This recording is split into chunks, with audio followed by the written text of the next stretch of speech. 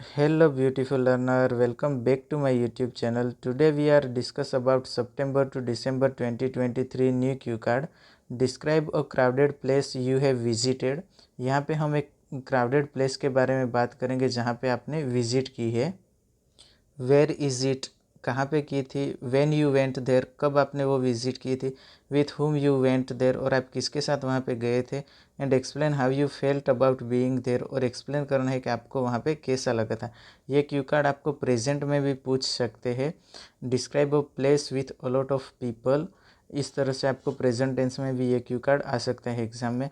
हम हमारा cue card एक जनरल लाइन से स्टार्ट करेंगे. In this contemporary era owing to urbanization it is quite common to see crowded places. Contemporary era का meaning होता है मॉडर्न ज़माना. इस मॉडर्न ज़माने में ओविंग टू का मीनिंग होता है ड्यू टू अर्बनाइजेशन. हम इजीली कहीं भी क्राउडेड प्लेस देख सकते हैं. From my childhood to this cutting edge era, I have encountered in crowded places myriad times. Although sometimes my experience was not up to the mark, but the majority of the time I was over the moon. मेरे बचपन से लेके इस modern ज़माने तक, cutting edge era का meaning भी modern ज़माना होता है, मैं बहुत बार क्राउडेड प्लेस है उसका शिकार बन चुका हूँ. मायरिड मीन्स मैनी. ऑल्दो कभी कभार मेरा जो एक्सपीरियंस था वो जैसे मैंने सोचा था वैसा नहीं रहा, लेकिन ज़्यादातर टाइम मैं बहुत खुश था. ओवर द मून जिसका मीनिंग होता है एक्सट्रीमली हैप्पी.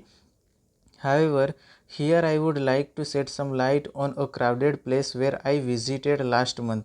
हालांकि मैं यहाँ पे उस क्राउडेड प्लेस के बारे में बात करने वाला हूँ जहाँ मैंने लास्ट मंथ विज़िट किया था. Actually that is a tourist spot named as Wonderland in Surat city. Actually वो एक टूरिस्ट स्पॉट है जिसका नेम है वंडरलैंड, और वो सूरत सिटी में आया है.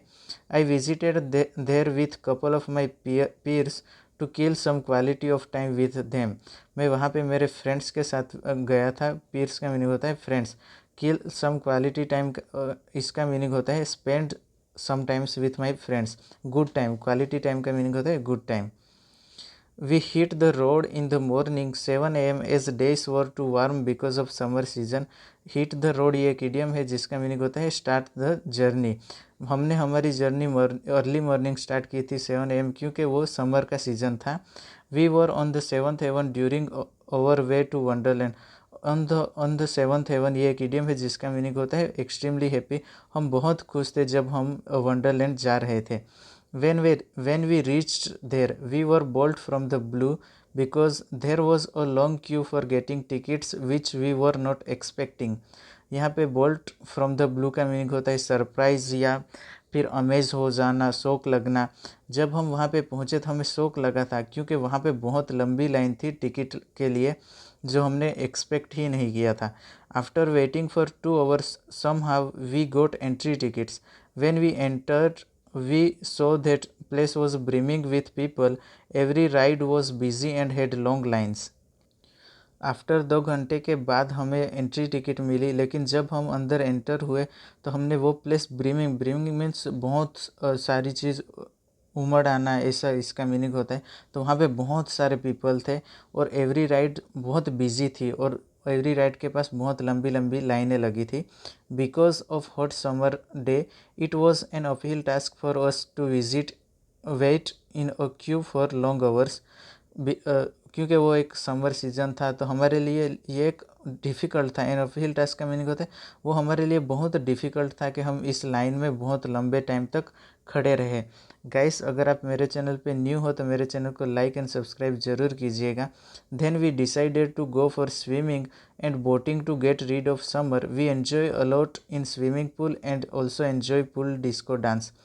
उसके बाद हमने डिसाइड किया कि हम लोग स्विमिंग के लिए जाए एंड बोटिंग के लिए, क्योंकि गेट रीड ऑफ मीनिंग छुटकारा पाना.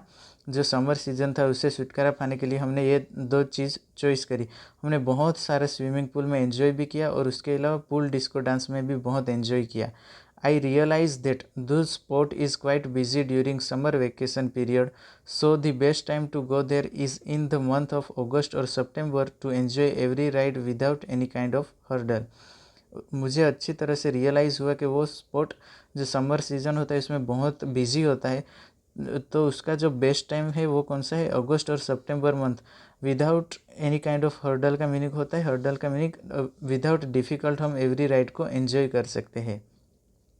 As in summer vacations families love to go there to spend some time while enjoying the water activities. क्योंकि समर वेकेशन होता है, उसमें फैमिलीज अपना जो क्वालिटी टाइम होता है वो अपने चिल्ड्रन के साथ स्पेंड करने के लिए और वाटर एक्टिविटीज़ एंजॉय करने के लिए वहाँ पे जाते हैं। When it comes to the question that how I felt about being there, to be honest, I have nothing to speak good in favor of this place because there we were exhausted। ये ending का जो line है ये आप या तो favour में बोलिए या तो इसके अगेंस्ट बोल सकते हो। तो यहाँ पे फर्स्ट वाली लाइन लिखी है, उसमें क्या बोला है कि आपको वहाँ पे कैसा लगा था। तो यहाँ पे मैंने बोला है ऑनेस्टली बोलूँ तो मुझे वो कुछ भी अच्छा नहीं था मेरे लिए। Good in favour this place मेरे लिए कुछ भी अच्छा नहीं था क्योंकि हम वहाँ पे बहुत एग्जॉस्टेड हो गए थे। और अगर आप इसको फेवर में बोलना चाहते हैं तो ये वाली लाइन बोल सकते हैं, when it comes to the question that how I felt about being there, to be honest I have nothing to speak ill about this place. अगर एंडिंग पे मैं बोलूँ कि इसके वो प्लेस मेरे लिए कैसा था, तो ऑनेस्टली बोलूँ तो इसके बारे में मैं कुछ भी बुरा नहीं बोल सकता। Because I was spend quality time with my comrades, क्योंकि मैंने वहाँ पे मेरा जो क्वालिटी टाइम था वो मेरे कॉमरेड्स के साथ स्पेंड किया था। Even I can say that Even I can say that place for me like killing two birds with one stone. I not only enjoy swimming there but also made unforgettable memories with my friends।